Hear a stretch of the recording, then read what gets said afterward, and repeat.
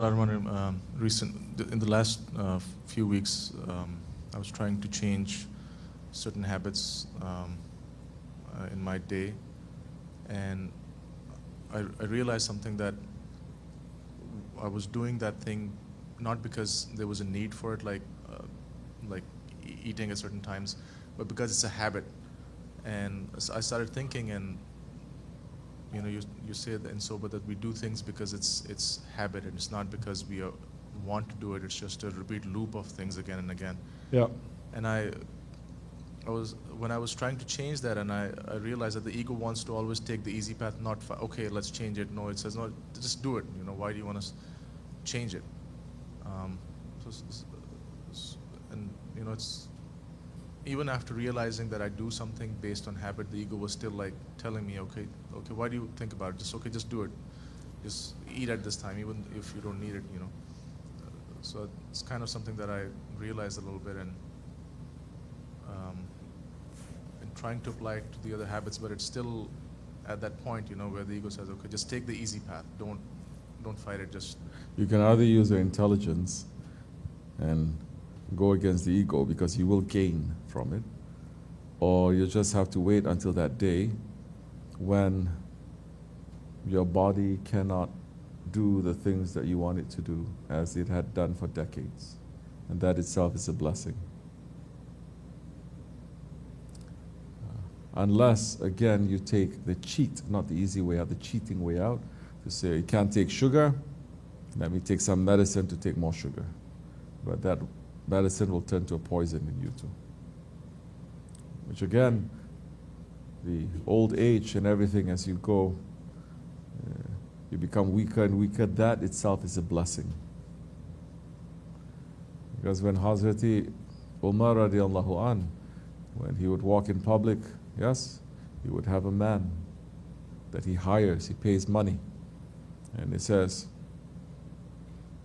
going out before him, Ya Umar, remember death. Remember death. To remind him of death. And Shaykh Effendi said that this is something that the sultans, especially the Ottomans, they would practice that.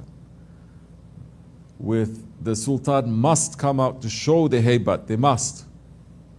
To show the haybat of Islam, because it's not just for the believers who must take from that confidence and that haybat, not only representing Islam, but it's also for the hypocrites and the unbelievers and the enemies of Islam to be intimidated by that power. You understand?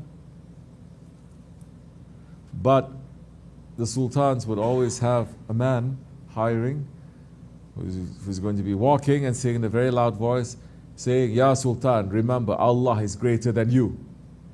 Allah is greater than you. So the man would say to Hazrati Umar, Oh Ya Umar, remember death, remember death. One day Hazrati Umar discovered a white hair in his beard. He called the man and he says, this is your pay for today, this is your payment, your pay for the next 6 months. I no longer need you. He says, Ya Umar, why you no longer need? He says, because now I have the white beard. It's reminding me of death.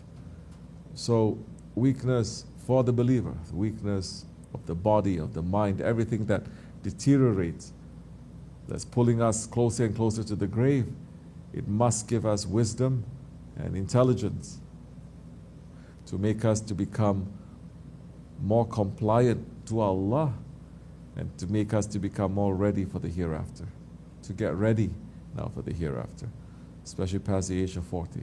It's nothing else. You've been running around already. Now get ready for hereafter that is forever. So, what you gonna do when they come for you?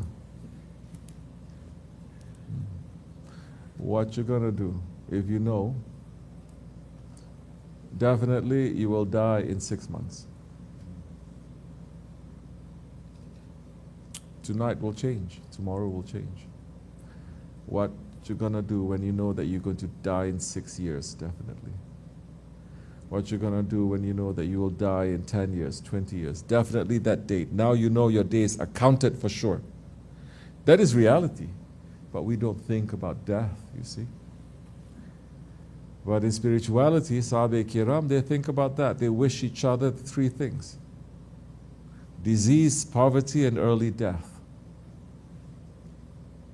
But we live in a world, in Akhir Zaman, like Fir'auns, we live forever. Like Nemruds, we rule everything forever. And everything must work for us. So when you don't remember death, you will lose. And the Prophet says, ﷺ, the man who remembers death 40 times a day, and if he dies on that day, he will die the death of a martyr. Then your life is going to change. Your priorities will change. Your understanding will change. Your outlook will change. Because you know, my time is limited. I must use that time properly now.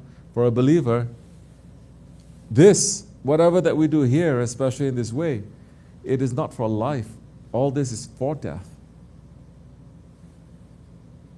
Then you're going to accelerate that a little bit, and you're going to make sure everything that you are doing in your life now, it is going to help you in your death.